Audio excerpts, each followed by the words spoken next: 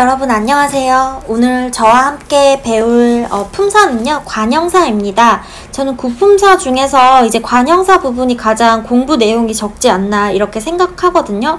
하지만 또 관형사가 중요하지 않다는 건 아니기 때문에 오늘도 관형사에 대해서 저랑 같이 꼼꼼하게 한번 배워보는 시간을 갖도록 하겠습니다. 자, 관형사 했을 때요, 이게 관입니다. 그 다음에 형용사, 꾸며준다 할 때 그 형자를 써서 관형사라고 하는데요.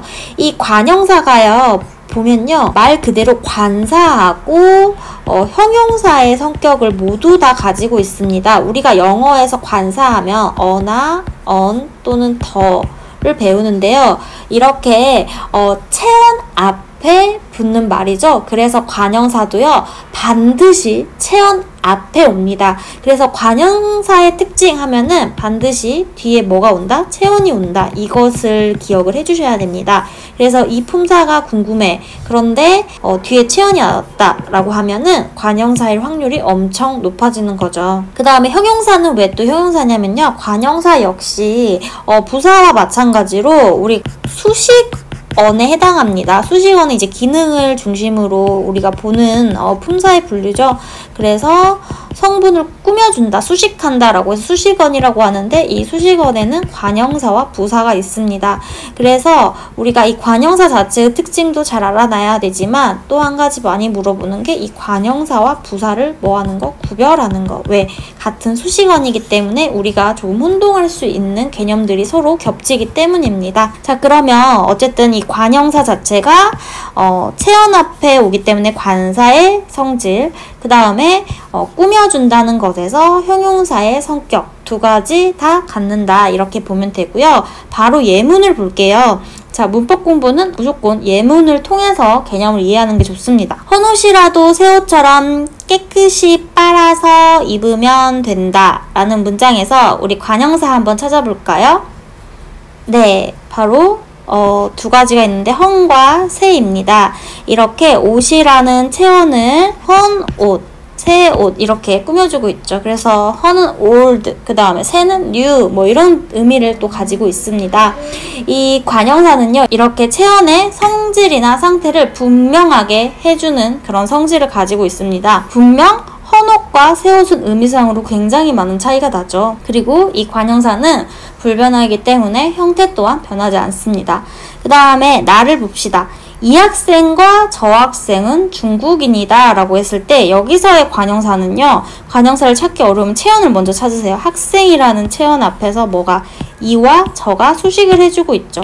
그랬을 때 우리가 가하고 나를 보면요, 분명 다른 점이 느껴집니다. 헌옷과 새옷 했을 때는 어떤 느낌이 들어요? 여기서는 성질이나 상태인데요, 이 학생, 저 학생 할 때는 우리가 저를 어디서 배우나요? 지시 대명사에서 배웁니다. 그래서 여기서는요, 체언 앞에서 지시한다라고 해서 지시 관형사라고도 얘기를 합니다. 그 다음에 이 앞에 성질이나 상태를 말하는 거는 성상 관형사, 여기서는 지시 관형사, 이렇게 보는 거죠. 다는 마지막으로 이제 문장을 보면요, 한 사람이 가고 두 사람이 왔다라고 하는데, 여기서도 사람이라는 체언을 앞에서 한과 두가 꾸며주고 있습니다. 이거는 바로 숫자잖아요. 그래서 이렇게 수관형사라고 합니다. 그래서 여러분이 알아놔야 될 게요, 뭐가 있냐면 성상 관형사, 그 다음에 지시 관형사, 그 다음에 수관형사. 이 수관형사 같은 경우는 특히 수사랑 비교를 잘 하실 필요가 있습니다.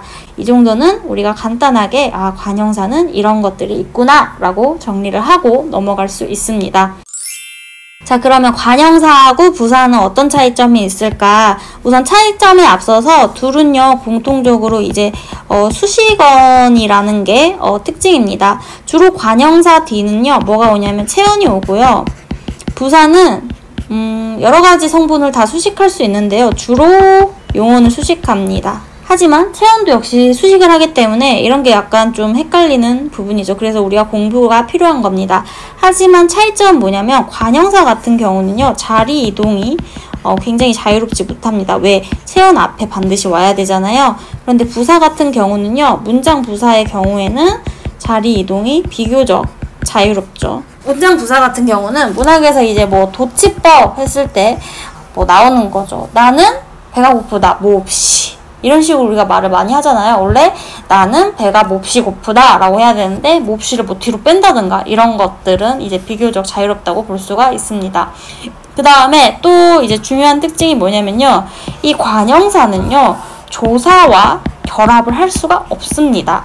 근데 이 부사 같은 경우는 조사랑 결합을 합니다.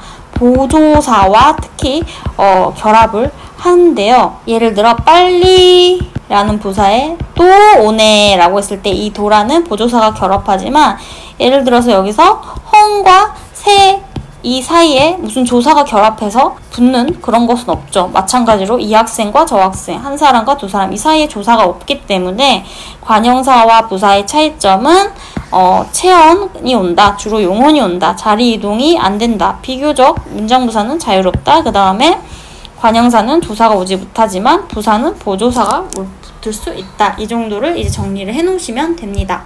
자, 제가 이렇게 정리를 하는데 제가 필기식으로 하기 때문에 조금 정리가 잘 안 되는 부분이 있을 것도 같아요. 그런 분들은 이제 본인이 가지고 있는 학습서나 책을 보고 또 정리를 따로 해주시길 바랍니다. 한번 읽어보시면 괜찮을 것 같아요. 그 다음에 나오는 이 두 문장을 이제 구별하는 거는 조금 사고력이 필요한 부분입니다. 우리와 생각이 다른 분들은 여기를 떠나도 좋소. 이 신발은 너무 크니 다른 것을 가져와 보세요에서요. 여기서 이 다른과 이 다른이 공통적으로 꾸미고 있죠. 그러면 제가 문제를 하나 낼게요. 여기서 가하고 나중에 관형사가 있고요. 나머지는 관형사가 아닙니다. 가의 다른이 관형사일까요? 나의 다른이 관형사일까요? 이거 굉장히 어려운 문제거든요. 그럼 이걸 어떻게 해석을 해야 될까? 이런 경우는요. 주술 구조를 파악을 하면 됩니다. 자, 여기를 보면요. 우리와 생각이 다른 분들이죠. 그러면 여기서요. 주어 서술어 구조가 도출이 됩니다. 뭐예요? 생각이 다르다. 이런 식으로 도출이 되죠. 여기를 떠나도 좋소. 이렇게 나오는 건데요. 이 신발은 너무 크니 다른 것을 가져와 보세요. 여기서는 주어 서술어의 구조가 도출이 안 됩니다. 것이 다르다 이렇게는 안 쓰잖아요. 그래서 이거는 뭐냐면요. 이 다르다라는 형용사가 관형사형 어미 니은이 붙어서 어떻게 된 거냐면 활용된 겁니다. 그래서 이거는 형용사의 활용이에요. 하지만 여기서는 관형어로 쓰이기 때문에 분이라는 의존명사를 꾸밀 수는 있는 거죠. 뒤에 체언이 온다고 무조건 관형사다 이렇게 볼 수는 없다는 얘기를 하고 있습니다. 근데 여기서는요. 이 것이 의존명사잖아요. 체언이죠. 의존명사는. 근데 이 다르는요. 이 다르다가 굳어진 형태로 이것이 바로 뭐냐면 관형사입니다. 그래서 여러분들이 여기서 알아놔야 될 게 가는 뭐다? 형용사다. 품사가. 그 다음에 나는 뭐다? 관형사다.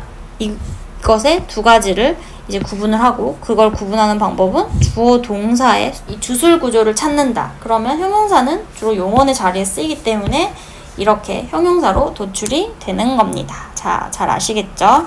자, 그러면은 우리 가나다의 문장에서 이제 관형사를 이제 정리를 해볼게요.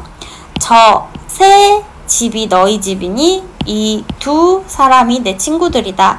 이 모든 새 집을 우리 회사가 건설하고 있다. 이 세 가지 문장을 보면요. 자, 저는 뭘까요? 네, 지시관형사입니다. 새는 아까 new, 새로운 것의 어떤 성질과 상태를 얘기하니까 성상이죠. 이렇게 관형사가 순서가 있다는 거예요. 먼저 지시를 하고 그 다음에 집이라는 체온의 성질과 상태를 설명해야 하기 때문에 지시 성상순입니다. 이것도 마찬가지로요. 지시를 먼저 하고 그 다음에 두 사람이라는 건 어쨌든 수잖아요. 그래서 사람이라는 체온의 수량을 얘기하기 때문에 지시, 성상, 지시수 이런 순서가 옵니다.